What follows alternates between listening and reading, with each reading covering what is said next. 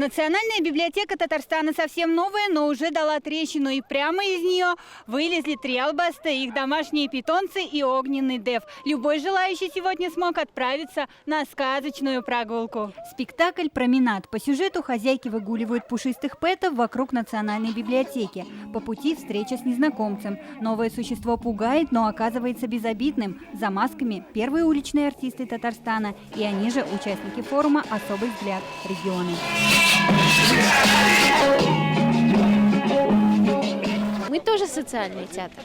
Мы тоже выступаем на улицах для разных категорий граждан, для всех без исключения, для тех, у кого огромные бюджеты, и для тех, у кого в кармане 1 копейка. Разница и в городах. Приехали участники из Уфы, Нижнего Новгорода и Перми. Двигались, ходили на лекции, смотрели спектакли.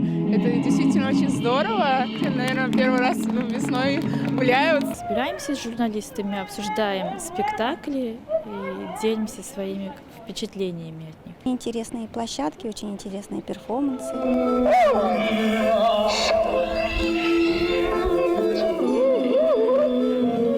Блока: театральный, междисциплинарный и образовательный. Это воркшопы, мастер-классы, перформансы, инсталляции и 7 спектаклей. Участники – представители социокультурной инклюзии. Это не только про людей с инвалидностью, это про людей любых, которые так или иначе выключены из жизни общества. Впервые форум прошел в Москве в 19-м и собрал 1500 зрителей. Региональный фестиваль из-за пандемии на год пришлось отложить. Но уже за 3 дня Казанского здесь побывали 2000 человек. Лилия Кашварова, Вадим Илларионов, ТНВ, Казань.